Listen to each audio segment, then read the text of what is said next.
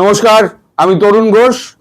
আজ বিকেল 4টে বিধানসভার নির্বাচনের নির্ঘণ্ট প্রকাশ হবে। ইলেকশন কমিশন তাই আপাতত জানাচ্ছে। আজকে ইন্ডিয়ান এক্সপ্রেস সকালবেলা একটা খবর দিয়েছে, election commission to announce assembly polls date today at 4 PM। Indian express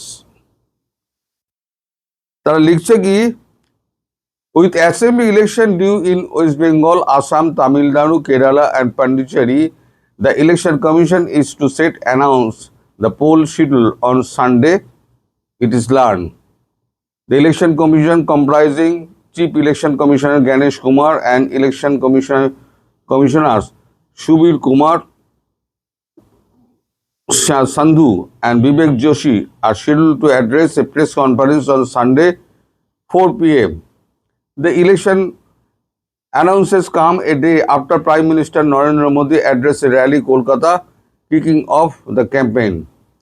The PM accused the ruling Trinamool Congress government by trying to protect infiltrators during recent তো আপনারা সব শুনেছেন, এ নিয়ে তো আর নতুন করে বলার কিছু নেই।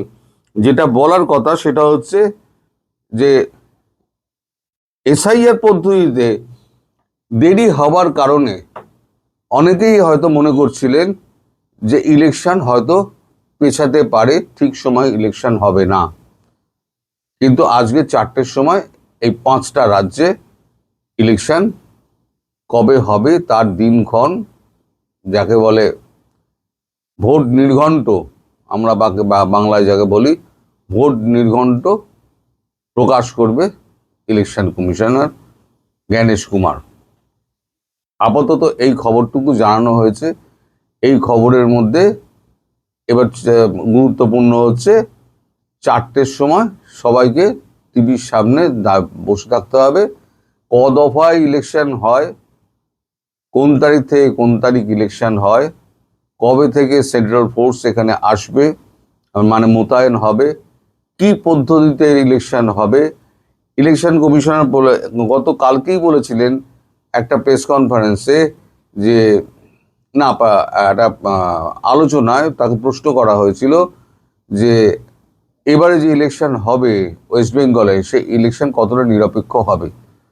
তো উনি বলেছিলেন আধুনিক যুগে যে সমস্ত যন্ত্রপাতি বেরিয়েছে এবং যে সমস্ত টেকনোলজি ইউজ করা হচ্ছে ইলেকশন কমিশনের পক্ষ থেকে, সেখানে বুথে ঢুকে ভুয়ো ভোট দেওয়া একেবারে প্রায় অসম্ভবের পর্যায়ে পড়বে। যেটুকু ধরা পড়বে তাদের বিরুদ্ধে কড়া শাস্তির ব্যবস্থা হবে। আর দ্বিতীয় হচ্ছে, বোধহয় এবারে ইলেকশনের সময় বোধহয় বুথের এজেন্ট যারা, দলীয় এজেন্ট যারা থাকে, বুথের ভেতরে হয়তো থাকতে পারবেন না, সেটাও ঘোষণা হবে। সেটা আমরা যেটা আন্দাজ করছি সেটা হয়তো বাস্তবে উনি হয়তো বলতে পারেন। ভেতরে হয়তো থাকবেন না, তারা বাইরে থাকবেন, ভেতরে কিন্তু সিআরপিএফ এর জওয়ানরা মজুদ থাকবেন।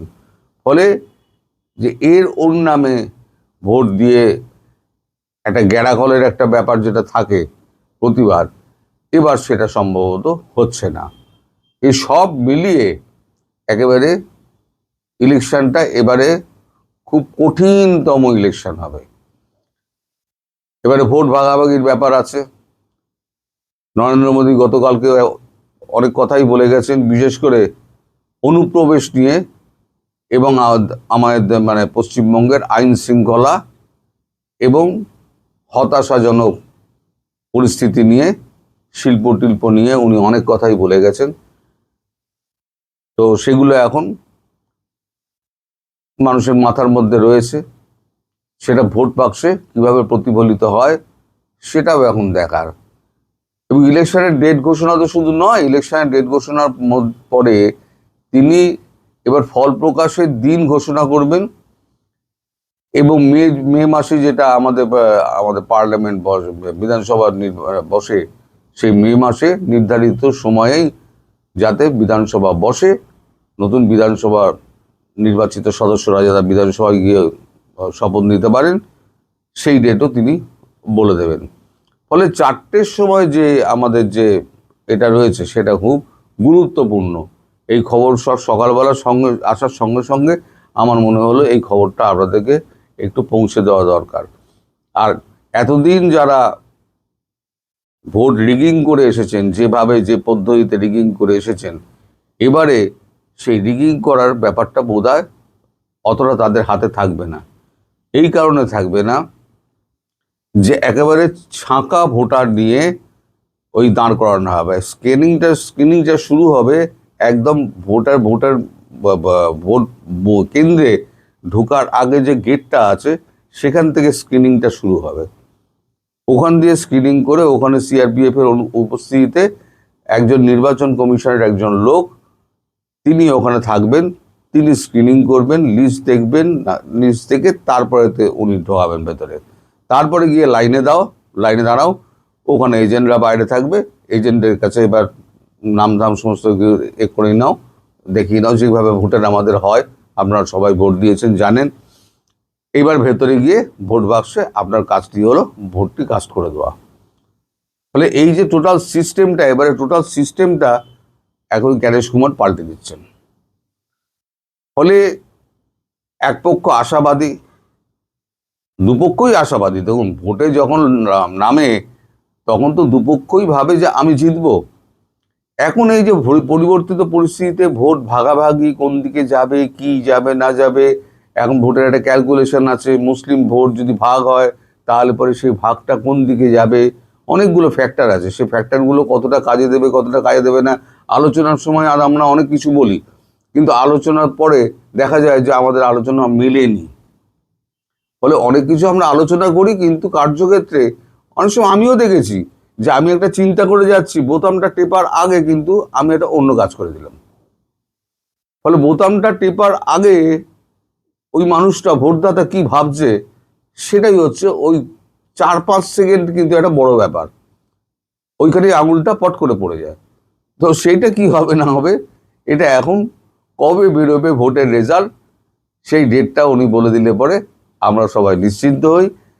যাই হোক না কেন, একটা সরকার গঠিত হোক, সুষ্ঠুভাবে নির্বাচনটা হোক, কোনো দাঙ্গা হাঙ্গামা যাতে না হয় সেদিকে সরকার নজর রাখুক, এই আশা করব। কারণ দাঙ্গা যদি হয় তাহলে মরবে কি সাধারণ মানুষ। কোনো রাজনৈতিক দলের কর্মী মারা গেলে সমবেদনা ছাড়া আর তাদের কপালে কিছু জোটে না। ফলে যা করবেন খুব সাবধানে করবেন, ভোটটা নির্বিঘ্ন করুন, এবং আশা করব সব শান্তিতেই শেষ হবে। 4টের জন্য অপেক্ষা করুন আপনারা। সবাইকে ধন্যবাদ, নমস্কার।